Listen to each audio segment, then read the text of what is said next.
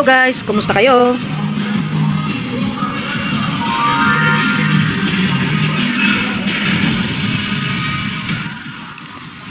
Ayun. So hininaan na natin guys, no. Dahil maraming araw na nakikita ko nagte-trending yung AA, no, AA. So inisip ko na panoorin. Siyempre, dahil wais tayo, wala tayong pabili na ticket, siyempre, nanood tayo sa YouTube. Ba? Ganon tayo kawais. Siyempre, pag pumunta ka doon, gagastos ka. Maganda talaga makita mo ng personal. Pero siyempre, makikita mo yung ganong kalit. Maliban na lang kung makakanood ka talaga sa harap. Yun, di ba? So, ito na nga. Ito ang dahilan kung bakit ako mag-share ngayon sa inyo. Pinanood ko ito ngayon. So, ito na nga guys. Pinanood ko siya at tinignan ko kung valid yung mga binitawan ni AA. Diba? So, ang sagot ko ay, malalaman nyo maya-maya. Para lang sa akin, depende yon sa nanonood. Okay? Depende yon sa isip at sa nararamdaman nung nanonood. Kung ano yung magiging interpretation sa kanya.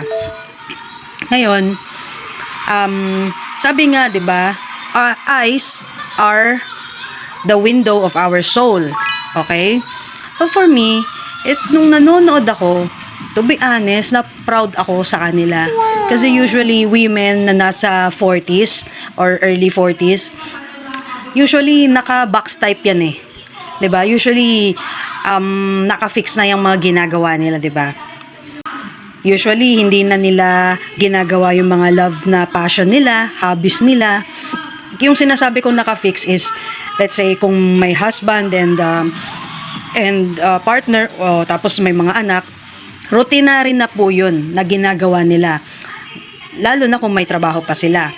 Kung 8 to 5, 'di ba? After work, naka-fix na yung ginagawa nila na gawaing bahay or asikasuhin ng husband.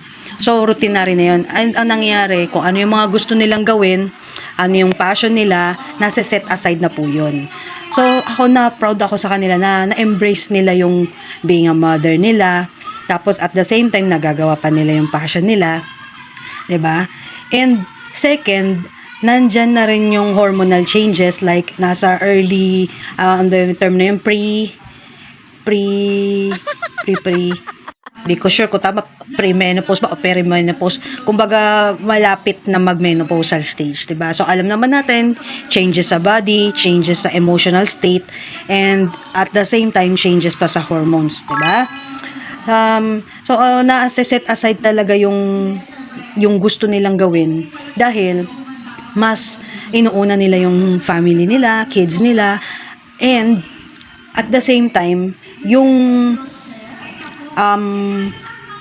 duties pa nila na bantayan or taking care pa sa kanilang mga parents, kasi syempre tumatanda pa yung mga magulang, 'di ba? So kaya ako, para sa akin, napaproud ako sa kanila kasi I'm looking at them, at the girls, at a professional level. 'Di ba? Parang kahit yung mga ibang singer or dancers, like mga groups, 'di ba? Hindi lang naman dito yan sa atin eh, around the world yan eh, 'di ba? So depende yung perception mo if titignan mo siya as professional level. Professional dancer, entertainer. That's it. Pero kung iisipin mong seducing siya or kung ano man na ano, it is you na may problem. Ganun po 'yun.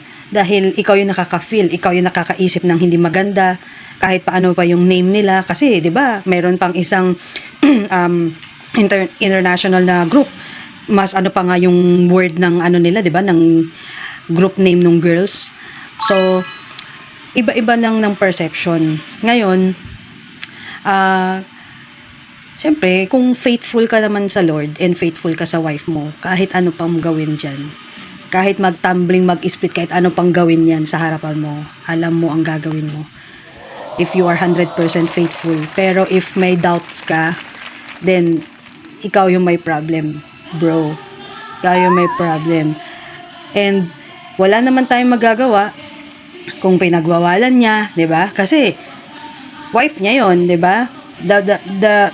Ito, opinion ko lang to. Ang naging problem naman kung bakit naging ganyan yung reaction ng people is because nag-below the belt na siya, nagda-drop names. Kumbaga, parang nagbe-burn siya ng bridge. Yan yung minsan na nangyayari, lalo na if yes, you are walking with the Lord, yes, you're, sabi natin, yung religion mo, Christian, yes, pero if hindi rin magiging maingat yung pagsasalita, hindi rin magiging maingat yung manner, wordings, and especially you're dropping names. Imagine how many families, how many kids ang nasasaktan for their moms, di ba? If you want to protect your own family, pwede naman yun eh. Yeah, pero sana yung naging maingat at saka naging private na lang sana. Once na you say it out loud to the public, sobrang hirap. Hindi mo na maibabalik yan, di ba? Once na nabanggit mo yan, ang hirap na. Kaya nga lagi kong naaalala yung turo ng tatay ko, and I also share this sa mga close friends ko. Sabi ng tatay ko, ang knife, kutsilyo, minsan hindi pa nakakapatay. 'Di ba? Minsan madadaplisan ka lang. Pero yung words, yan na nakakapatay ng tao. Kaya dapat laging mag-iingat. Kasi like, for example, you say a little word, di ba? Pero hindi mo alam yung effect dun sa taong sinabihan mo, kahit na hindi mo siya upfront kausap eh. Tapos narinig lang niya o nabasa lang niya, di ba? Ang mangyayari niyan, yung effect sa kanya, effect sa family niya, lalo pa sa kung mga anak, yun yung mahirap. Kasi they are just performing, they are just entertaining. They are just doing what they love to do. So it's alam nilang little chance lang yan at hindi na nila magiging, kasi makikita mo naman sa mga kilos nila eh, 'di ba? Na hindi na tulad before, hindi na tulad syempre nung yung time na mas bata pa before, na as in kayang-kaya lahat ng gagawin. Pero alam nila this is only a rare chance. So why, 'di ba? Why you are boxing them out na parang, 'di ba? Wag ganito, wag ganyan. Just give them the freedom kung ano yung magpapa-enjoy sa kanila, as long as they are happy, they are proud, 'di ba? Yun para sa akin, respect. It's the respect, bro. I just hope lang and pray na sana yung mga, lalo na yung mga Filipinos na may mga ganyang talent, wag natin silang i-stereotype, wag natin agad na kung ano yung naiisip natin.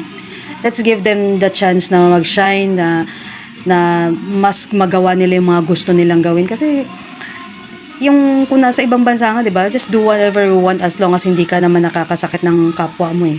Kaya yung iba lumalabas na lang tuloy ng bansa, then doon na lang, 'di ba? Doon na lang sila sumisikap, doon sila nakikilala.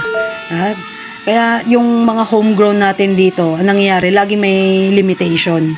Alam naman natin yun, depende naman sa kung saan channel ka pumapasok. I mean, channeling is, 'di ba? Kung for professional level ka ba or for, 'di ba, nasa ano ka lang, nasa baba ka lang na level, depende kasi sa leveling yun eh. So, sana para lang man sa atin 'to eh, na maging mag-ingat po tayo, na. And thank you for watching ha. And proud ako sa inyo, Sex Bomb.